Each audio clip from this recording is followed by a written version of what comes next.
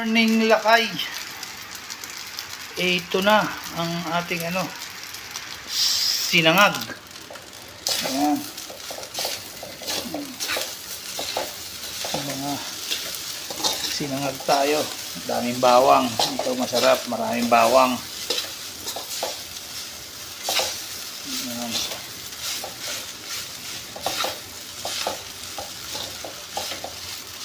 Pwede na. Pwede na yan. Tapos lalagyan natin itong ulam natin. Ayan. Itlog, sunny side up at saka tapa. Hop, lagyan natin. Yun. Yan ang maganda dyan.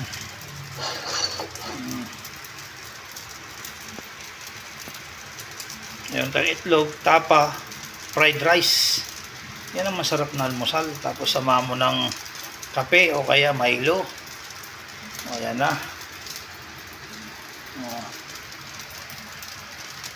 Ayan lakay. Tayo na tayo. Pero tapusin muna natin itong natin. Baka masunog. Haluin muna natin. Ayan. Solve na naman yan. Ulam na lang kulang nila. Ako may ulam na. Ayan. Okay na yan. O ayan lakay. Yan na lang yung natira sa kawali. Dahil pinagtabi muna natin ang ating mga boss. Ayos na yung almusal ko na yan sa umaga. Iyan ang itinabi natin sa mga boss natin. Para pagdating nila, may almusal na sila. Ulam na lang kulang nila. Ayan, kasi may mga kanya-kanyang baon naman na ulam yung mga yan. Ayan lakay. Dito na lang. Magandang umaga sa inyo lahat. At bago tayo mag-pray ay unahin natin. Bago tayo kumain pala, mag-pray muna tayo at unahin natin ang Panginoong Diyos sa buhay natin. Sa lahat ng ating gagawin, unahin natin. Kaya yung mga hindi inuuna ang Panginoon, nagkakamali ang maling desisyon. O yan lang. Pag may blessing, may pagkain. Yan ang motto nila kay. Kaya good morning, God bless sa inyo lahat. Good morning sa inyong lahat. Lakay, ito na, kain na tayo. Habang wala pa yung mga kasama natin.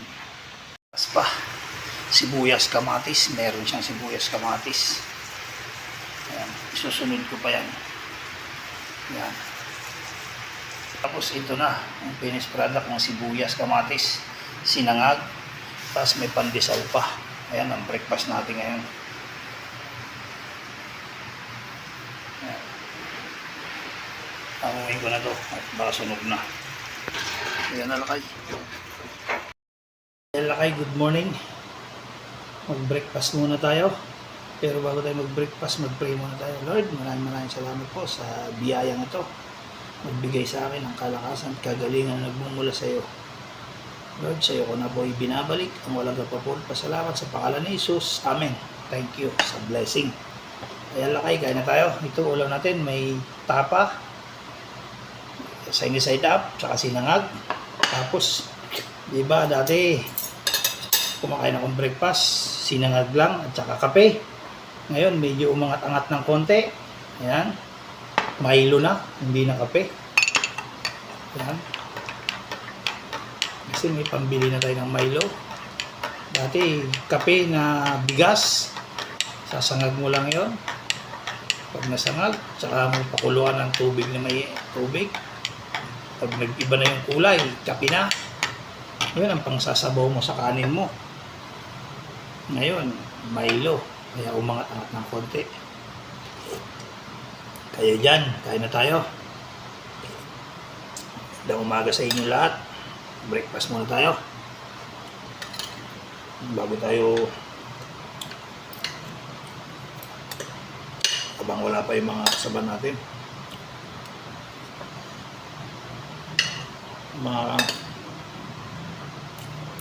Magbe-breakfast yan, sabay-sabay na tayo.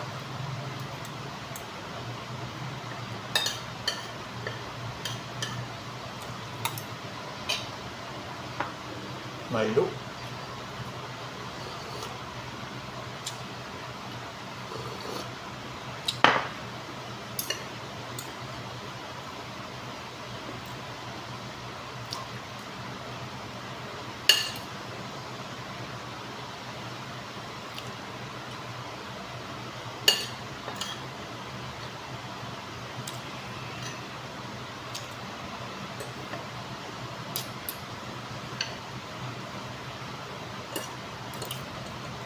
Dati may kape, sinasabaw ko yun.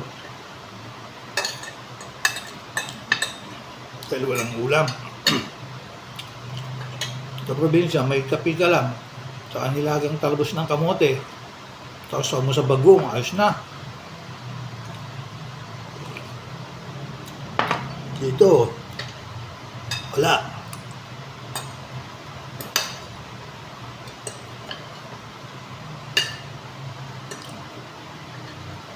O kaya nilagang okra, nilagang talong. Dito, pupunta ka pa ng palengke. Doon, tanim-tanim ka lang doon. Harvest ka lang. May sausasaw sa kung sa bagoong. Tapos sabaw mo, kape. Sarap nun. Marami rin hindi nakaranas nun. Ang nakaranas na lang yun, yung mga laking probinsya.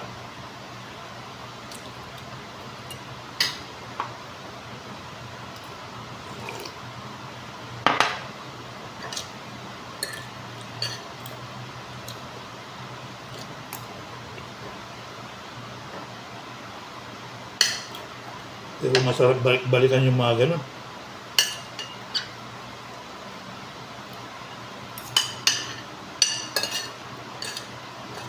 Kasi yun ang nag-survive sa buhay mo.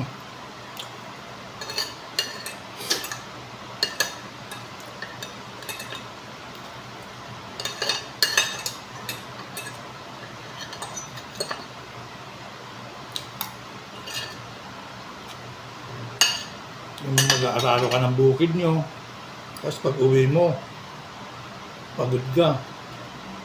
Tapos yun ang gagawin mong gutom ka, no choice ka, yun ang gawin mong ulam, kape. Tapos sinangag na kanin, o kaya kanin lamig, sabawan mo ng mainit na kape, solve na yun. No choice. Mahirap lang ang buhay, pero nakakasurvive. Dahil doon sa kape na bigas.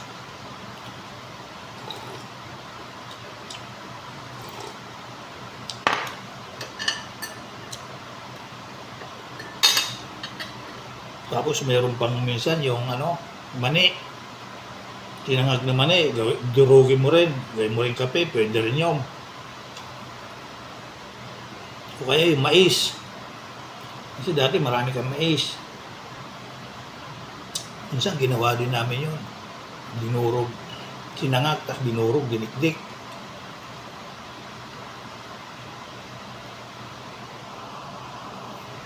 Gawin mo rin kape yun. Pero pinaka-the best talaga, yung bigas na gawin mong kape.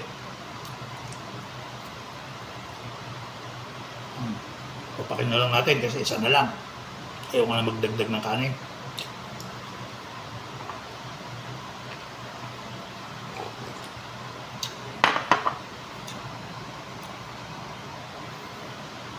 O yan lang ay. Good morning, good morning. Maraming salamat Lord sa blessing.